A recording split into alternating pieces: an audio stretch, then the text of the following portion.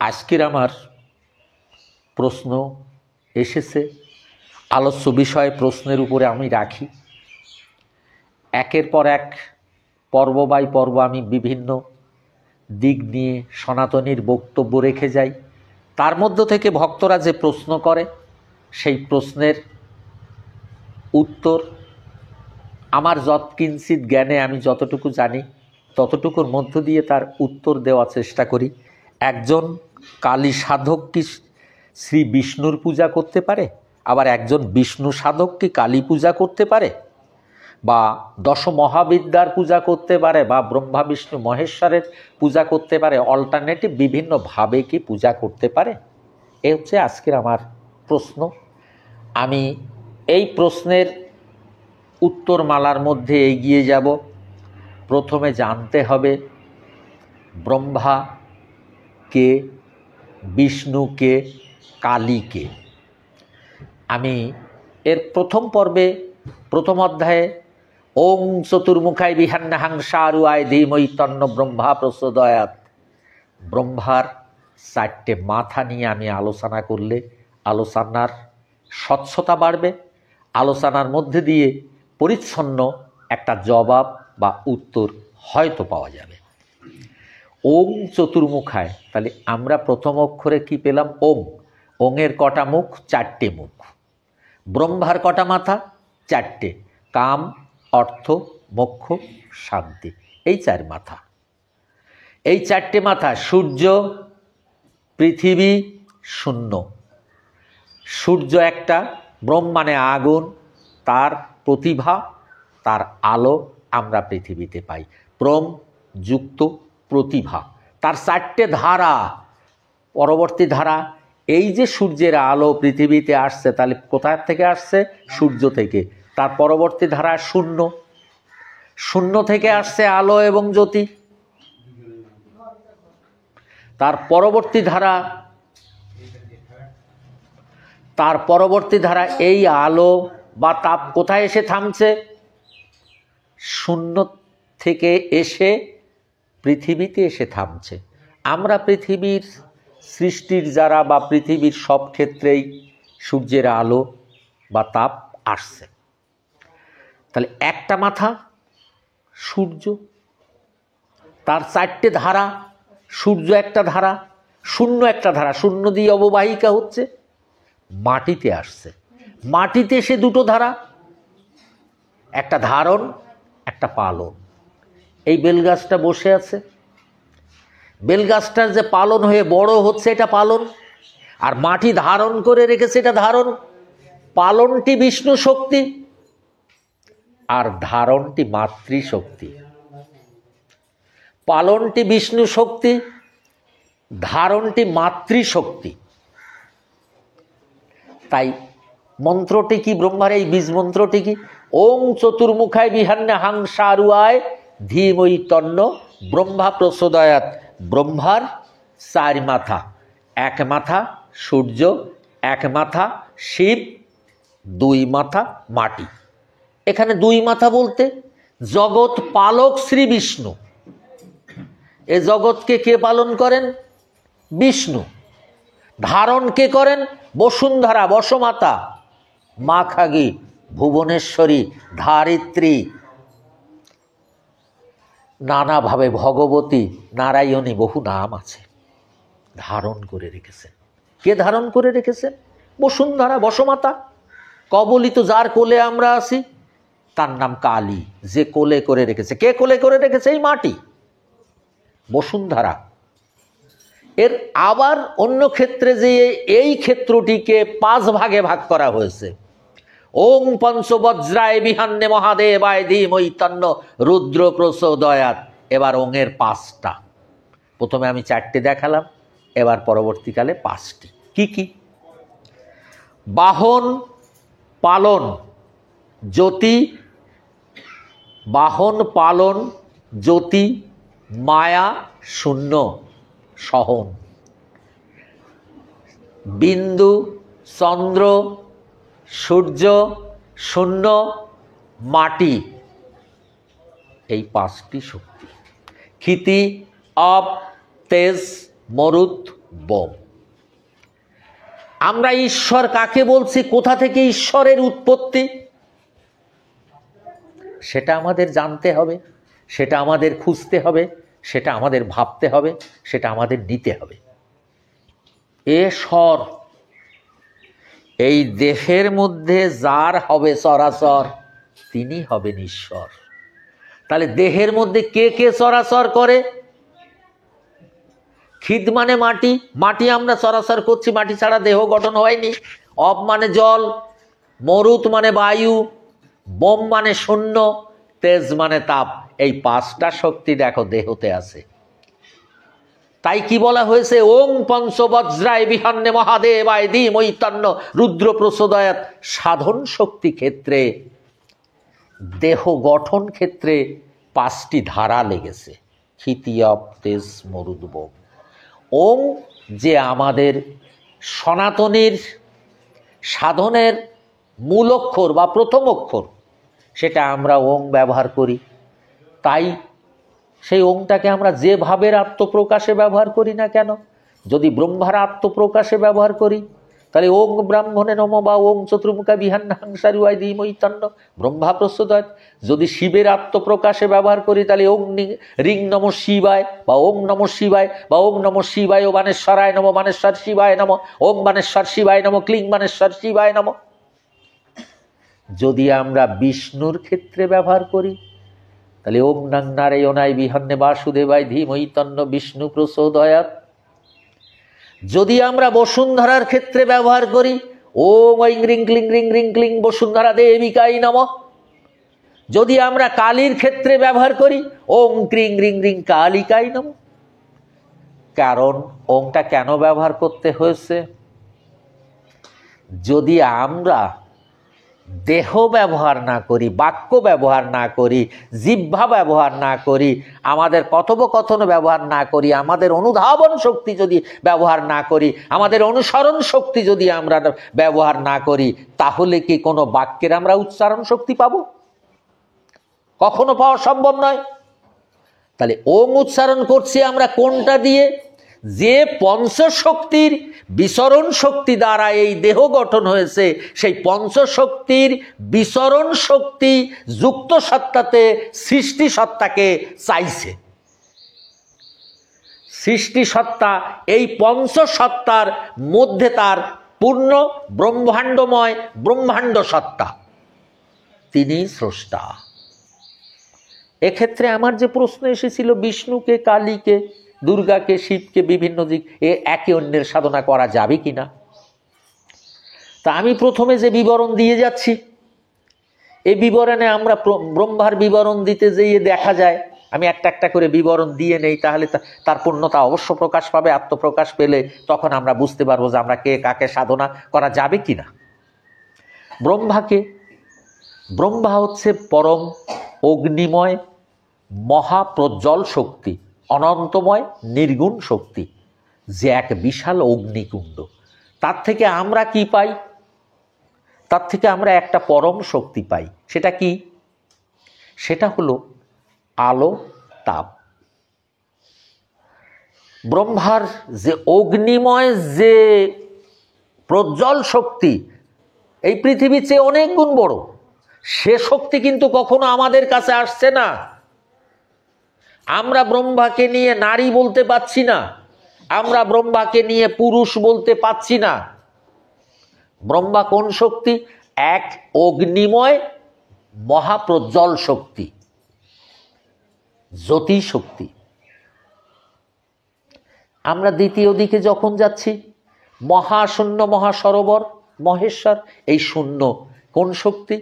এক মহাসরোবর শক্তি। আবার শিব শক্তি কেন? শৈব, যার শূন্য শক্তি দ্বারা সবকিছু জগতে প্রবেশ করছে, সেটা শিব শক্তি। বিষ্ণু পালন শক্তি, আর মাটি ধারণ শক্তি। তাই আমরা আমাদের জন্মদাতা মায়ের সঙ্গে তুলনা করে আমরা তাকে বসুন্ধরা বলছি, মাঘাগী বলছি, বসমাতা বলছি, ভুবনেশ্বরী বলছি, কালী বলছি। এবার আমরা এই যে রূপগুলো দেখছি, বিভিন্ন রূপ, যেমন পূর্ব, পশ্চিম, উত্তর, দক্ষিণ, ঈশান, অগ্নি, নৈঋতি, বায়ু 10টা দিক আছে, তেমনি দেহের 10টা ইন্দ্রিয় শক্তি আছে। যে ইন্দ্রিয় শক্তিগুলো আছে সেই ইন্দ্রিয় শক্তিগুলো যে শক্তি দ্বারা সঞ্চারিত, যে শক্তি দ্বারা ইন্দ্রিয় শক্তি গঠন হয় তাহা মাতৃশক্তি।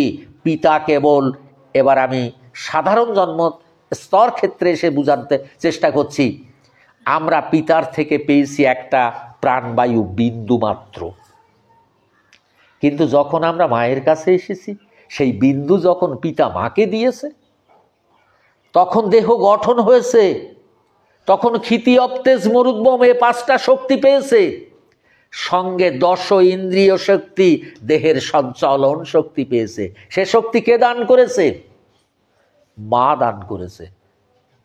তাহলে আমরা সৃষ্টি ব্রহ্মার এক এক সময়ের আত্মপ্রকাশে বা ভাবের প্রকাশে, এখানে আরেকটা কথা বলতে হয়, ব্রহ্মা, বিষ্ণু, মহেশ্বর, দেবী যোগমায়া 4টে একই শক্তি, আলাদা নয়। কারণ আমরা যা কিছু পেয়েছি 5টা সংযুক্ত শক্তি দ্বারা, তার 4টে একই শক্তিতে বললাম। কোন 4টে? একটি হলো শূন্য। শূন্য না হলে সূর্যের আলো তাপ আমাদের দেহে আসতো না, তাহলে শূন্য না হলে দেহের ডেভেলপ হতো না। তাহলে শূন্যের প্রয়োজন হয়েছে ডেভেলপের জন্য, শূন্যের প্রয়োজন হয়েছে ওই সূর্যের আলো তাপ আসার জন্য, আবার বায়ুর প্রয়োজন হয়েছে শ্বাস প্রশ্বাস প্রাণময় শক্তি প্রাপ্তির জন্য, মাটির প্রয়োজন হয়েছে ধারণের জন্য, দেহ গঠনের জন্য বিশেষভাবে স্রষ্টার সৃষ্টির প্রয়োজন হয়েছে। বিশেষভাবে যে স্রষ্টার সৃষ্টি সত্তা দেহকে গঠন করে তার নাম বিষ্ণু। বিশেষ আদর্শ বার্তায়, বিশেষ সৃষ্টি বার্তায় যিনি এই দেহ গঠন করেন তিনি হলেন বিষ্ণু। তাহলে তিনি কে? সেই সূর্যের, আমরা যদি এই 5টা যুক্ত সত্তা না রাখি, সূর্য, মাটি, শূন্য, বায়ু, জল, প্রাণ, এগুলো যদি আমরা যুক্ত না রাখতাম তাহলে তো আমাদের দেহ কখনো হতো না। আজ সাধন ক্ষেত্র এক একটা দেবময় বিচরণ ক্ষেত্র। দেবময় মানে যে দ্বৈত শক্তি আমরা প্রাপ্তি লাভ করি তার নাম দেবতা। দ্বৈত শক্তি, যেমন জল একটা দ্বৈত শক্তি, সেই শক্তি প্রাপ্তি লাভ না করলে আমরা বেঁচে থাকতাম না। যেমন বায়ু, যেমন শূন্য, যেমন মাটি, যেমন সূর্যের আলো তাপ, এই দ্বৈত শক্তি না পেলে আমরা কখনো দেহ পেতাম না, দেহের সঞ্চার হতো না, তার নাম দেবতা। মহাদেব কোন শক্তি? মহাদেবিত শক্তি। সব কিছুর মিলিত যে মহাদেবিত শক্তি তার নাম মহাদেব। সব কিছুর যে গঠন শক্তি বিশেষ আদর্শ বার্তায় তার নাম বিষ্ণু। আর সব কিছুর যে ধারণময় শক্তি তার নাম মহামায়া। তাহলে এখানে পরিষ্কার কি হলো? মাকে, বাবাকে, ব্রহ্মাকে, বিষ্ণুকে, শিবকে কোনোটাইকে আমরা বিভাজন পেলাম? কোনোটাইকে আমরা বিপরীত মেরু পেলাম? তা তো আমরা পাইনি। সবটাই স্রষ্টার এক দেহ বিশেষ ব্রহ্মাণ্ডময় ব্রহ্মাণ্ড সত্তা। এটা সবটাই স্রষ্টার একক অংশ, সবটাই স্রষ্টার বিশেষ এক একক অংশ। যেমন আমার দেহ এক একক অংশ, প্রাণবায়ু তার মূল পরিচালনা করে, কিন্তু এই হাত আমি নাড়ছি, তাহলে হাতের কাজ ধরা নাড়া যা কিছু, জিহ্বার কাজ আস্বাদন করা, মুখের কাজ কথা বলা, চোখের কাজ দেখা, পায়ের কাজ হাঁটা, দেহকে বহন করা। ঠিক তদ্রূপ এই ব্রহ্মাণ্ডের একক ব্রহ্মাণ্ডময় শক্তিকে এক এক বিচরণ শক্তি দ্বারা, এক এক চেতনময় শক্তি দ্বারা যে বিত্তমান রেখে সৃষ্টির সকল ক্ষেত্রকে চলমান রেখেছেন তিনি ঈশ্বর শক্তি। তিনিই বিষ্ণু, তিনিই কালী, তিনিই দুর্গা, তিনিই ব্রহ্মা, তিনিই শিব, তিনি সর্বভূতা। তাই বলা হয়েছে ওং ভূ ভুবস্বা তস্য বেতু বরেণ্যং ভূর্গো দেবস্য ধীমহি ধিয়ো ন প্রচোদয়াৎ। তখনকার মনি ঋষিরা বোকা ছিলেন না। এর এক একটা ভাবে, যেমন আমরা যদি জলা জমিতে চাষ করি, যে জমিতে জল থাকে, তাহলে সেখানে ধানের চাষ করতে হবে। বেশি ডিপ জল হলে মাছের চাষ করতে হবে। উপরের ডাঙা জমি হলে সবজি চাষ হবে, অন্য কিছু হবে। ঠিক তদ্রূপ এই দেহের এক একটা অংশ এক একটা ভূমিকায় দাঁড়িয়ে আছে। ঠিক সৃষ্টিময় পরম স্রষ্টার এক একটা ভাব এক একটা ভাবের প্রকাশে দাঁড়িয়ে আছে। যেমন আমি এখানে দেবীর রূপের একটু সামান্য বর্ণনা দিয়ে যাচ্ছি। কামাখ্যা, কাম রূপী কামাখ্যা, এই জগতের যে কামনা বাসনার যে কাম শব্দ যুক্ত হয় স্বামী স্ত্রী থেকে শুরু করে বিভিন্ন ক্ষেত্রতে, সেই পদধ্বনি, সেই মস্তিষ্কের তরঙ্গিত শক্তি, যে শক্তি দ্বারা আমরা প্রাপ্তি লাভ করি, তার নাম কামাখ্যা। কমলা, লক্ষ্মী, আমরা ধন মান অর্থ প্রভাব প্রতিপত্তি যে শক্তি দ্বারা গ্রহণ করি, যে ধারণ শক্তি দ্বারা, তার নাম লক্ষ্মী। এর পরেরটা ছিন্নমস্তা। আমরা কাম ক্রোধ লোভ মোহ মদ মাৎসর্যকে যে শক্তি দ্বারা সরাতে পারি, কাটতে পারি, দূরাভূত করতে পারি, তার নাম ছিন্নমস্তা। যে মোহশক্তি দূরাভূত করতে যে চিন্তা চেতনা দেহ মাঝে উপলব্ধির মধ্যে প্রাপ্তির মধ্যে আনায়ন করতে হয়, যে চিত্তশক্তি দ্বারা, তার নাম ছিন্নমস্তা। এর পরেরটা আসি বগলা। ইনি এই রূপ হচ্ছে শত্রু বিনাশিনী রূপ।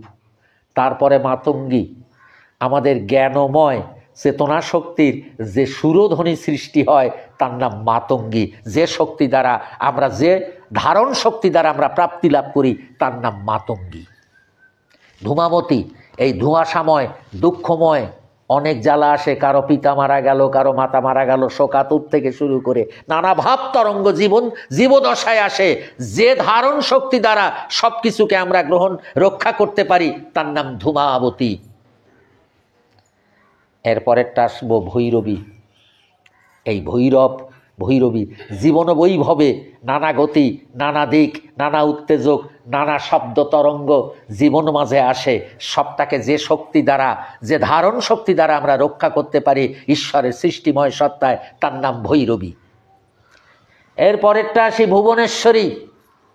তোমরা তো সকলেই দেখতে পাচ্ছ এই ভুবনেশ্বরী, এই পৃথিবীর মধ্যে সব কিছু যে ধারণ শক্তি ধারণ করে রেখেছেন, বরণ করে রেখেছেন, রক্ষা করে রেখেছেন, তার নাম ভুবনেশ্বরী। এরপরে মহাকালী। জীবদশায় কাল আর মহাকাল যুক্ত হয়। কালকে আর মহাকালকে, মহাকাল হচ্ছে এক তেজময় শক্তি, কালকে এক অশুভময় শক্তি। এই তেজময় শক্তি ঈশ্বর শক্তির বৃত্তে ধারণ করে মাতৃচেতনা শক্তির মধ্যে আনায়ন করে যদি আমরা তার পুণ্যদ্বারে প্রবেশ করতে পারি, যে ধারণ শক্তি আমাদেরকে রক্ষা করতে পারে, তার নাম মহাকালী। এরপরে আসবো আমি তারা শক্তিতে। তারা মানে জ্যোতি, জ্ঞান, চেতনা, চেতনার উদ্ভাবনী শক্তিতে, সাধন সিদ্ধ প্রবর্তক বৃত্তে যে জ্ঞান ও শক্তিতে প্রবেশ করা হয়, তার নাম তারা। আজ কাকে বাদ দেবে, কাকে বর্জন করবে? এখানে সত্যিকারের ব্রহ্মাণ্ডময় সাধন শক্তিতে কোনো ব্যক্তি আছে কি? সাধন শক্তিতে কোনো মানুষকে কি ভগবান তৈরি করা যায়? আমি তো আলোচ্য বিষয়টা টেনে আনছি। সাধন শক্তিতে ভগবান সত্তা হলো ভোগযোগবান। তাহলে আমরা যা ভোগ করছি, যা ত্যাগ করছি, আমরা কি ভোগ করছি? এই জগতের প্রতিটা দিন ভোগ করছি, কামনা বাসনা চাওয়া পাওয়া সব কিছু ভোগের। আর যা প্রতিদিন হারিয়ে ফেলছে, একটা মুহূর্ত গেলে তো একটা মুহূর্ত পাই, যেমন তেমন একটা মুহূর্ত তো আমরা হারাই। এই ভোগ আর বান, যে শক্তি আমাদের করিতে পারে দান, তিনি হলেন ভগবান। আজ আমার প্রশ্নের উত্তরের মধ্যে ছিল, আমরা কালী বা দুর্গা বা বিষ্ণু একত্রিতভাবে সাধনা করতে পারবো, বা যে কালী সাধনা করবে সে কি বিষ্ণুর সাধনা করতে পারবে? যে বিষ্ণুর সাধনা করবে সে কি কালীর সাধনা করতে পারবে? এখানে আমার উত্তর হলো, সবটাই তো একাকার, লীন শক্তি নিরাকার, সবটা এক যোগময় শক্তি। এখানে কাকে বাদ দেব? মাটি বাদ দিলে দাঁড়াবো কোথায়? মা বাদ দিলে কি আমার জন্ম হতো? হ্যাঁ, বাবা বাদ দিলেও কি আমি জন্ম পেতাম? তাই ওং ভূপতি নাং নারায়ণায় নমঃ, ওং ঐং রিং ক্লিং রিং রিং ক্লিং চণ্ডিকায় নমঃ। এই বিশ্ব ব্রহ্মাণ্ড যেমন চণ্ডী শক্তি, তেমনি এই বিশ্ব ব্রহ্মাণ্ড বিষ্ণু শক্তি, শিব শক্তি, ব্রহ্মা শক্তি, চলমান শক্তি, সবটা ঈশ্বর শক্তিতে দাঁড়িয়ে আছে। আমরা যারা আছি জগতে সবাই ঈশ্বর অনুগত শক্তিতে থেমে আছি, দাঁড়িয়ে আছি, চলে আছি। আমরা কেউ ঈশ্বরের অনুগত্যের বাইরে না। ঈশ্বরের অনুগত্যের বাইরে আমাদের কিছু দেওয়ার শক্তি নেই। আজ আমরা প্রকৃত জ্ঞান, প্রকৃত চেতনা, প্রকৃত ভাবনার মধ্যে প্রবেশ না করে নিজ স্বার্থ,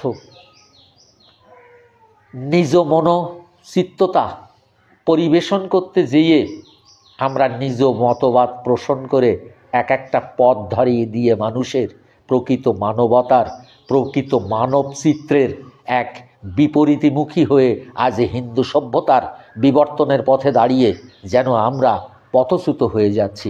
তাই আমি সকলকে অনুরোধ করব, তলিয়ে একটু ভাবনা চিন্তার মধ্যে দাঁড়িয়ে প্রকৃত পথের অনুসন্ধান করা। প্রকৃত পথের অনুসন্ধান না করলে আমরা একটা সময় আমাদের নিজেদের জায়গা থেকে অনেক দূরে সরে যাব। তখন কিন্তু আমাদের সময় বা সূচি বা জীবনযাত্রার মূল্যবোধ থাকবে না। অনেকে বলছেন মুক্তির কথা। আমরা প্রতিদিন কিছু সময় ঈশ্বর সাধনায় থাকি, আর আমরা কিছু সময় মর সাধনায় থাকি। যে সময় আমরা ঘুমিয়ে পড়ি সে সময় ঈশ্বর আমাদের রক্ষা করেন। তখন পাপ থাকে না, বিবাদ থাকে না, কোথায় আসি সে জায়গা থাকে না, সব কিছু যেন একটা জায়গায় নীরব হয়ে যায়, শিথিল হয়ে ঈশ্বর রক্ষা করে, ঈশ্বর চিত্ততায়। ঠিক যখন আমরা ঘুম থেকে জেগে উঠি তখন আমরা ঈশ্বর চিত্তশক্তি হারিয়ে নিজ নিজ ভাবনায়, নিজ নিজ পথের মধ্যে এগিয়ে নানা দৃষ্টিকোণে, নানা দিকে আমাদের পৌঁছে যেতে হয়। তাহলে আমরা যে মুক্ত বলছি, আমরা কি প্রতিদিন একটু মুক্ত হই না? যে টাইমটা ঈশ্বরের কাছে থাকি সে টাইমটা কি কারো সঙ্গে ঝগড়া করি? যে টাইমটা আমরা ঘুমিয়ে থাকি সে টাইমটা কি কারো সঙ্গে ঝগড়া করি?